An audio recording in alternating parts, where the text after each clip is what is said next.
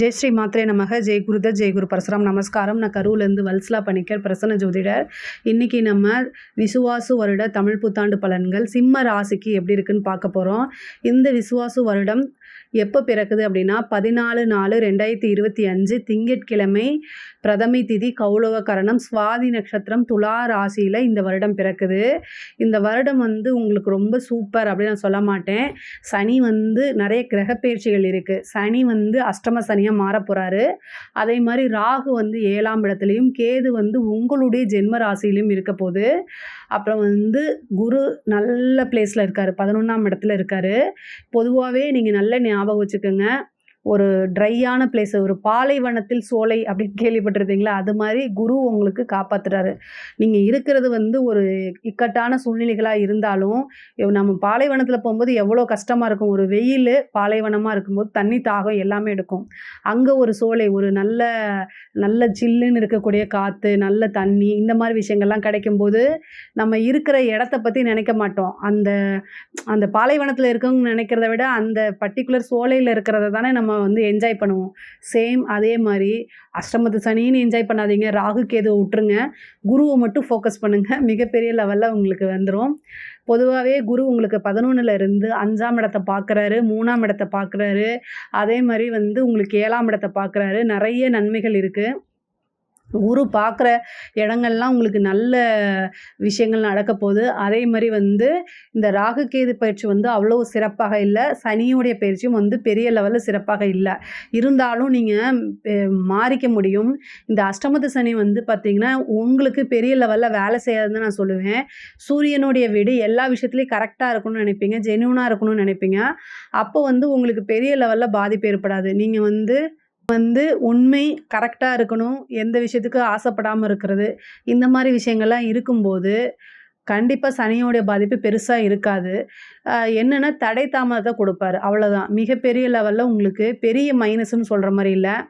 கேது வராரு, அதுதான் கொஞ்சம் மைனஸு. இப்போ என்னென்னா கேது உங்கள் ராசிக்கு வரும்போது எல்லா விஷயங்களையுமே தடை பண்ணுவார். அதே மாதிரி தேவையில்லாத பதட்டம், தேவையில்லாத டிப்ரெஷன்ஸ், மன அழுத்தத்தை கொடுப்பாரு. எந்த வகையிலையாக இருந்தாலும் சரி, அதை மன அழுத்தத்தை கொடுப்பாரு. இந்த மாதிரி விஷயங்களை நீங்கள் தவிர்க்கணும் அப்படின்னா என்ன பண்ணணும்? ஒரே வழி மெடிடேஷன். அதே மாதிரி பெரியவங்களுடைய சொல் பேச்சை கேட்டு நடக்கிறது. இல்லை அப்படின்னா நீங்களே பெரியவங்களாக இருக்கீங்க அப்படின்னா நீங்கள் உங்களுக்குன்னு ஒரு வெல்விசரை வச்சு ஒரு முடிவு எடுக்கும்போது அதை கேட்டு யோசித்து நிறுத்தி நிதானமாக எடுக்கிறது. இதை மட்டும் ஃபாலோ பண்ணுங்கள். மிகப்பெரிய லெவலில் கடந்து வந்துட முடியும். உங்களுக்கு யோகம் சொல்கிறத விட இந்த வருடத்தை கடந்து வர்றது எப்படி அப்படிங்கிறது தான் நான் உங்களுக்கு சொல்லணும், அவ்வளோதான். பொதுவாகவே பெரிய எக்ஸ்பெக்டேஷன் வச்சு நீங்கள் பண்ணாதீங்க. நீங்கள் தொழிலை பொறுத்த வரைக்கும் உங்களுக்கு 10ஆம் இடத்துக்கு பார்த்திங்கன்னா இப்போ குரு 11ஆம் இடத்துக்கு வந்திருக்காரு. தொழில் மூலிமா நல்ல லாபம் கிடைக்கும், நிறைய வருமானம் கிடைக்கும், அதில் எந்த பிரச்சனையும் கிடையாது. அஷ்டமத்தில் சனி இருந்தாலும் 2ஆம் இடத்தை பார்க்குறாரு. வருமானத்தை பொறுத்த வரைக்கும் உங்களுக்கு பிரச்சனை இல்லை, வருமானம் கிடச்சிரும். ஆனால் என்னென்னா எந்த ஒரு விஷயத்தையும் நீங்கள் இந்த காலகட்டங்களில் யார் சொன்னாலும் நான் கேட்க மாட்டேன், எனக்கு தெரியும், எனக்கு திறமை இருக்குது, நான் எல்லாமே பண்ணுவேன் அப்படிங்கிறலாம் பண்ணாதீங்க. யோசித்து நிறுத்தி நிதானமாக ஒரு விஷயத்தை செய்யும்போது நெகட்டிவ் என்ன, ப்ளஸ் என்ன, பாசிட்டிவ் என்ன, நெகட்டிவ் என்னங்கிறத யோசிங்க. இதில் நம்ம செய்கிறது ப்ராஃபிட் மட்டுமே வரும்னு நினைக்காதீங்க. வரலைன்னா என்னன்னு உங்களை நீங்களாக கொஷின் பண்ணுங்கள். அதுக்கு மாற்று ஏற்பாடு பண்ணிவிட்டு ஒரு விஷயத்தை செய்யுங்க, அவ்வளோதான். இப்போ நீங்கள் ஒரு லோன் வாங்குறீங்கன்னா அந்த லோனை கட்ட முடியலன்னா என்ன, இந்த வருமானத்தை வச்சு நீங்கள் பண்ணுறீங்கன்னா அந்த வருமானம் நின்றுச்சுன்னா அதுக்கு என்ன ஆப்ஷன் இருக்குது, அதை யோசித்து பண்ணணும், அவ்வளோதான். வேறு வழி கிடையாது. இதை மட்டும் நீங்கள் செய்யுங்க, போதுமானது. உங்களுக்கு குரு 11ஆம் இடத்திற்கு இருக்கனால லாபம் அப்படிங்கிறது மட்டும் கிடையாது, அதிர்ஷ்டஸ்தானத்தையும் பார்க்குறாரு. ஏதாவது ஒரு அதிர்ஷ்டம் உறுதியாக இந்த வருடம் உங்களுக்கு உண்டு. குருனால், அதாவது குரு தசை நடக்கிறவங்களுக்கு இன்னும் ரொம்ப சூப்பரு. ராகு தசை நடக்கிறவங்களுக்கு ராகு 7ஆம் இடத்துல இருக்கனால திடீர் திருமண பிராப்தத்தை கொடுத்துருவாரு. தொழில் ரீதியாக பார்ட்னர்ஷிப்பை கொண்டு கொடுக்கறது, ஏற்கனவே இருக்கக்கூடிய பார்ட்னர்ஷிப்பை விலகி போகிறது, புதுசாக பார்ட்னர் சேர்க்கறது, இந்த மாதிரி விஷயங்கள்லாம் உங்களுக்கு நடக்கும். நிறைய அனுகூலம் நன்மைகளும் உங்களுக்கு இருக்குது. அஷ்டமஸ்தானத்தை மட்டும் நீங்கள் நினச்சிட்டு இருக்கக்கூடாது, அஷ்டமத்து சனியை மட்டும் நீங்கள் நினச்சிட்டு இருக்கக்கூடாது. அஷ்டம சனி 10ஆம் இடத்தை பார்க்குது. சனி பார்த்திங்கன்னா அஷ்டமத்தில் இருந்து 10ஆம் இடத்தை பார்க்குது. தொழிலில் நிறைய மாற்றங்கள் இருக்குது. தாமதத்தை கொடுத்தாலும் ஒருபோதும் அது வந்து அவர் அதில் வந்து உங்களுக்கு வீழ்ச்சியை கொடுக்க மாட்டார். சனி வந்து ஒரு விஷயத்த வந்து லேட் பண்ணுவாரே தவிர அதை வந்து உங்களோட உழைப்புக்கு உண்டான பலனை கட்டாயம் கொடுப்பாரு. அதனால் நீங்கள் என்ன உழைப்பை போடுறீங்களோ அது உறுதியாக உங்களுக்கு வந்து சேர்ந்துடும். அதே மாதிரி 5ஆம் இடத்தையும் வந்து பார்க்குறாரு. திடீர்னு ஒரு அதிர்ஷ்டம் கிடைக்கிறதுக்கு உண்டான வாய்ப்புகளும் இருக்குது. நிறைய மாறி மாறி தான் உங்களுக்கு நடக்கும். கஷ்டங்கள் மட்டுமே நடக்காது. நான் கொஞ்சம் பாசிட்டிவாகவும் அதுக்கப்புறம் கொஞ்சம் நெகட்டிவாகவும் நடக்கும். ஆனால் மாறி மாறி நடக்கிறனால நீங்கள் பேலன்ஸ் பண்ணி போயிட முடியும். ஆனால் ஒரு நல்ல அமைப்புகள் இருக்குங்க. நிறைய பேத்துக்கு வந்து தொழில் ரீதியாக வண்டி வாகனங்கள் வாங்குறதுக்கு உண்டானது, தொழிலை வந்து வேறு பக்கம் ஷிஃப்ட் பண்ணுறது, இந்த மாதிரிகள்லாம் நடக்கும் உங்களுக்கு. ஃபஸ்ட்டு நீங்கள் மெடிடேஷன் அதிகமாக பார்த்துக்கணும். பாசிட்டிவாக வந்து நீங்கள் உங்களுக்குள்ளே சொல்லி பார்த்துக்கணும். உங்களை வந்து யாராவது கஷ்டப்படுத்தணுன்னாங்கன்னா அவங்களோட யோசிக்காமல் ஒரு எந்த ஃப்ரெண்ட்ஷிப்பாக இருந்தாலும் கட் பண்ணி விட்டுருங்க.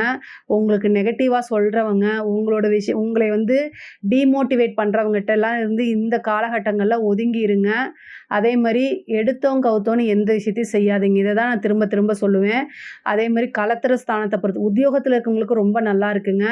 உத்தியோகத்தில் இருக்கவங்க எந்த கவலையும் பட வேண்டாம். அஷ்டம சனியெல்லாம் பெரிய பாதிப்புகள் இருக்காது. உழைப்பை பொறுத்த வரைக்கும் சனி வந்து உங்களுக்கு பிளெஸ்ஸிங் தான் கொடுப்பாரு. பெரிய லெவலில் வந்து கஷ்டத்தை கொடுக்க மாட்டார். ஆனால் என்ன அப்படின்னா நீங்கள் எதிர்பார்த்த ஒரு ப்ரொமோஷனும் இந்த டைமில் வராது. ஸோ ப்ரொமோஷனுக்கு வந்து நீங்கள் எதிர்பார்க்காம உழைப்பை போட்டுட்டு இருந்தீங்கன்னா நல்ல அதிர்ஷ்டம் இருக்கும்.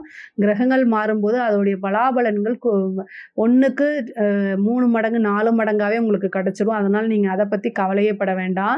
ஒரு சிலருக்குலாம் வந்து கவர்மெண்ட் ஜாப் கிடைக்கிறதுக்கு வாய்ப்புகள் இருக்குது. இந்த கேது வந்து போயிருக்கனால, கேது வந்து உங்களோட ராசியில் வந்து பயிற்சி ஆகிறதுனால நீங்கள் என்ன பண்ணணும் அப்படின்னா, அதாவது நிறைய தியானம் பண்ணணும். மெடிடேஷன் கம்பல்சரி பண்ணணும். இல்லை அப்படின்னா மைண்டுக்குள்ளே ஏதோ இனம் புரிய கவலையோ மன அழுத்தங்களோ வந்துடும். களத்திர ஸ்தானத்துக்கு ராகு வந்திருக்கனால ஒரு சிலருக்கு கலப்பு திருமணம் அல்லது திடீர் மேரேஜ், ரிஜிஸ்டர் மேரேஜ், அந்த மாதிரி திடீர்னு ஒரு மேரேஜ், இந்த மாதிரி விஷயங்கள்லாம் நடந்துடும். அதனால் வந்து மேரேஜ் அப்படிங்கிறது மேரேஜ் ஸ்தானம், அதாவது களத்திர ஸ்தானத்தை குருவும் பார்க்குறனால திருமண வாய்ப்பு அப்படிங்கிறது நிறைய இருக்குது. திருமணம் சம்மந்தப்பட்ட விஷயங்கள் எல்லாமே வந்து 200% இருக்கனால திருமணம் தாராளமாக பண்ணுங்கள். அஷ்டமத்து சனியில் பண்ணலாமான்னா அதுக்கும் இதுக்கும் சம்மந்தம் இல்லை. திருமணம்ங்கிறது தனி ட்ராக். அதனால் களத்திர ஸ்தானத்துக்கு ராகுவும் இருக்கார், குருவோடைய பார்வையும் இருக்கனால திடீர் திருமணம் ஒரு இதில் 1 மாதத்துக்குள்ளேயே ஆகிறது, இது மாதிரி பேசினா உடனே டக்குன்னு ஆகிறது, அந்த மாதிரி அமைப்புகள்லாம் தாராளமாக இருக்குது. அதே மாதிரி வந்து உங்களுக்கு 2ஆம் இடத்துக்கு சனி பார்வை இருக்கனால குடும்பத்தில் வந்து அவ்வப்போது வந்து சிறு சிறு பிரச்சனைகள் வரும், வாக்குவாதங்கள் வரும், அதனால மன அழுத்தங்கள் வரும். பட் ஆனால் எதுனாலுமே அனுசரணை.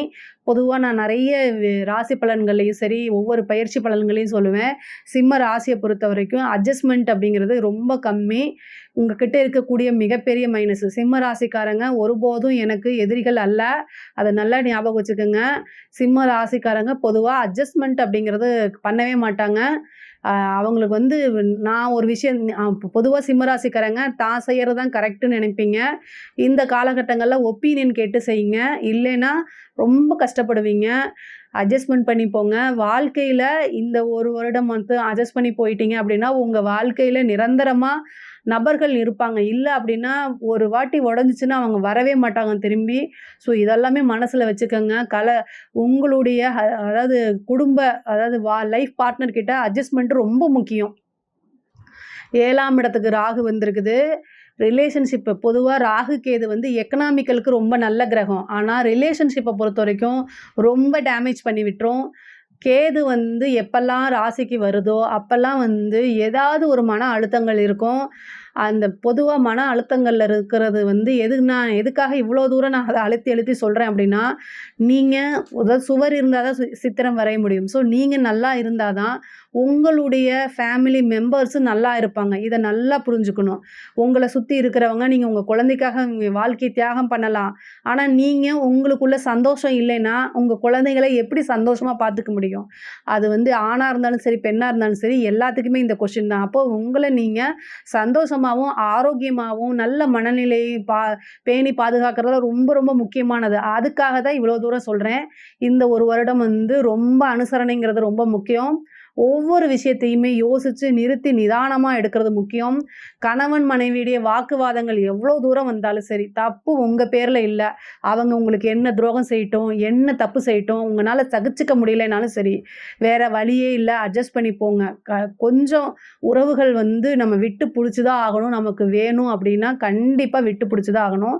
இல்ல அப்படின்னா, அது பிரேக் ஆயி திரும்பவே வரவே மாட்டாங்க. அந்த மாரி பிரிவினைக்கெல்லாம் வாய்ப்புகள் இருக்கு. ரொம்ப ரொம்ப கவனமாக இருக்கணும். 6ஆம் அதிபதி அஷ்டமஸ்தானத்துக்கு போயிருக்காரு. பெண்களாக இருந்தாலும் ரொம்ப அட்ஜஸ்ட்மென்ட் பண்ணணும். அதாவது கணவர் வந்து சம்டைம் ஏதாவது உங்ககிட்ட மறைச்சிருக்கலாம். பட் ஆனா அட்ஜஸ்ட்மென்ட் பண்ணி போல அப்படின்னா நிரந்தரமாக இழக்கக்கூடியது. பெண்களுக்கு மாங்கல்ய ஸ்தானம் தான் 8ஆம் இடம். 8ஆம் இடத்துக்கு சனி வராரு. அஷ்டமஸ்தானம்ங்கிறது மாங்கல்ய ஸ்தானம் பெண்களுக்கு. அதனால ரொம்ப கவனம். கணவருடைய தேக ஆரோக்கியத்திலும் கவனம் இருக்கணும். நீங்க சண்டை சச்சரவு போட்டு அதனால அவர் மனம் வருந்தி அவருக்கு ஏதாவது ஆகுற மாரி கொண்டு வந்துராதீங்க. நான் சிம்ம ராசிக்கு பொதுவா தான் நான் சொல்றேன். ரிலேஷன்ஷிப்ங்கிறது ரொம்ப முக்கியமானது. அதுக்காக தான் இவ்வளோ தூரம் நான் சொல்றேன். நீங்க நல்லா இருக்கணும்னு நான் நினைக்கிறேன். உங்களுக்காக நான் பிரார்த்தனையும் பண்ணிக்கிறேன். நீங்க வந்து கேது வந்திருக்கும்போது என்ன செய்யணும் அப்டின்னா, விநாயகர் வழிபாடு பண்ணுங்க. ஒவ்வொரு ஞாயித்துக்கிழமையும் யமகண்ட நேரத்தில தேங்காய் எண்ணெயில தீபம் போட்டு வழிபாடு பண்ணுங்க. யாருக்காவது சந்தேகங்கள் இருக்கு அப்டின்னா கமெண்ட்ஸ்ல பதிவு பண்ணுங்க. நான் ஆன்சர் பண்றேன். கண்டிப்பா ஆன்சர் பண்றேன். பொதுவாவே குடும்ப வாழ்க்கை ரொம்ப நல்லா இருக்கணும். அதுக்காக தான் இவ்வளோ தூரம் அழுத்தி சொல்றேன். படிக்கக்கூடியவங்களுக்குலாம் ரொம்ப நல்லா இருக்கு. படிப்பு ஸ்தானத்துக்கு இவ்வளோ நாளா வந்து பார்த்தீங்கன்னா, சனியுடைய பார்வை இருந்துச்சு. இப்ப அது இல்ல. படிப்புல வந்து நல்ல முன்னேற்றம். நீங்க நல்ல மார்க் ஸ்கோர் பண்றது, அதே மாரி நல்ல வளர்ச்சி உங்களுக்கு கிடைக்கும். உயர்கல்வியில இருக்கவங்கலாம் படிப்ப நல்லபடியா முடிச்சுட்டு வெளில வர முடியும்.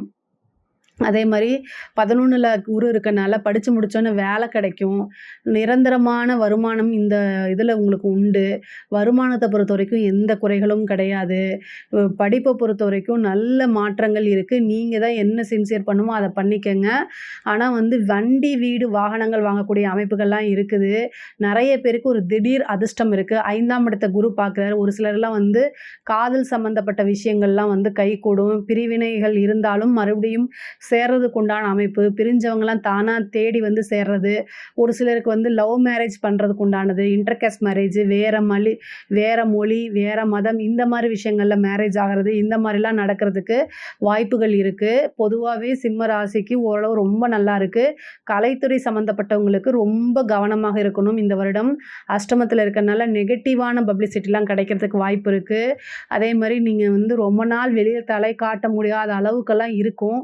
கலைத்துறை சம்மந்தப்பட்டவங்களுக்கு. அதனால நீங்க என்ன வந்து அது என்ன வந்து வெளிப்படுத்துறீங்க அப்படிங்கிறது வந்து என்ன எக்ஸ்போஸ் பண்றீங்க அப்படிங்கிறதுல ரொம்ப தெளிவாவும், முக்கியமாவும் இருங்க. இல்லன்னா ஏதாவது ஒரு கெட்ட பேரு, அவமானங்கள் இந்த மாரி வரதுக்கு வாய்ப்பு இருக்கு. அதே மாரி தாயாருடைய தேக ஆரோக்கியத்தில ரொம்ப கவனமாக இருக்கணும். தாயாருக்கு சிறு கண்டம் இருக்கு. தாய் வழி சொத்துக்கள் வரும். அதே பூர்வீக சொத்துக்கள்ல இருந்த பிரச்சனைகள்லாம் மாறும். அதே மாரி வழக்குகள் இருந்துச்சுன்னா, அந்த வழக்குகள் எல்லாம் வெற்றி கிடைக்கிறதுக்கு உண்டான அமைப்புகள் இருக்கு. 11ல குரு இருக்காரு. வழக்குகள்ல வெற்றி கிடைக்கிறது. உங்க மேல இருக்கக்கூடிய அத்தனை பிரச்சனைகளும் சால்வ் ஆகுறதுக்கு உண்டான அமைப்புகள்லாம் இருக்குது. அரசியல் துறை சம்மந்தப்பட்டவங்களுக்கு இது ரொம்ப சுமாரான டைம் தான். ரொம்ப கண்ணும் கருத்துமா இருங்க. இல்ல அப்படின்னா நீங்க நெனச்ச அளவுக்கு ஜெயிக்க முடியாது. வெற்றி வந்து முன்னாடி வந்துட்டு அது அப்படியே பறந்து போயிரும். அதனால சிம்ம ராசியில இருக்கிறவங்க ரொம்ப நீங்க எதிர்பார்த்தது நடக்காது. அரசியல்வாதிகள் சிம்ம ராசியில யாராவது இருந்தீங்க அப்படின்னா, தக்க பரிகாரம் பண்ணல அப்படின்னா, இந்த தேர்தலெல்லாம் நீங்க நெனைக்கிற அளவுக்கு வெற்றி பெற முடியாது. அதனால கண்டிப்பா அரசியல்வாதிகள் சிம்ம ராசியில யாராக இருந்தாலும், அதுக்கு பரிகாரம் பண்ணா மட்டும் தான் நீங்க நெனச்ச விஷயத்த சாதிக்க முடியும். இல்லைன்னா இழப்புகள், தோல்வி அப்படிங்கிறது வந்து வரதுக்கு உண்டான வாய்ப்பு இருக்குது. குரு வந்து 5ஆம் இடத்துல பார்க்குறது வந்து அதிர்ஷ்டமா இருக்கு. அவ்வளதான். அரசாங்கத் துறையில வேலை பார்த்துட்டு இருக்கவங்கலாம் ரொம்ப கவனமாவும், ஜாக்கிரதையாவும் இருக்கணும்.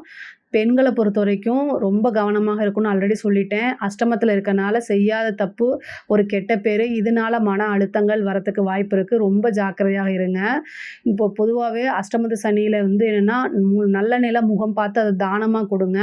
அது ரொம்ப நல்லது. ஒரு சனிக்கிழமை காலையில 6 டூ 7 நல்லெண்ணெயில முகம் பார்த்து தானமா கொடுங்க. என்னுடைய இதில பரிகாரங்கள் நான் சொல்லியிருக்கேன். சனிக்கு வந்து சிம்ம ராசிக்காரங்க என்ன பரிகாரம் பண்ணணும், என்ன வழிபாடு பண்ணணும்னு நான் வீடியோல சொல்லியிருக்கேன். அந்த அந்த வீடியோ பார்த்து நீங்க தெரிஞ்சுக்கங்க. பொதுவாவே சிம்ம ராசிக்கு இந்த வருடத்துல ஒவ்வொரு விஷயங்களையுமே நிறுத்தி நிதானமா செஞ்சாலே பல நன்மைகள் இருக்க முடியும். இந்த வருடத்த கடந்து நல்ல வாழ்க்கைய வாழ முடியுங்க. இதுல ஏதாவது சந்தேகங்கள் இருக்கு அப்படின்னா, கமெண்ட்ஸ்ல கேளுங்க.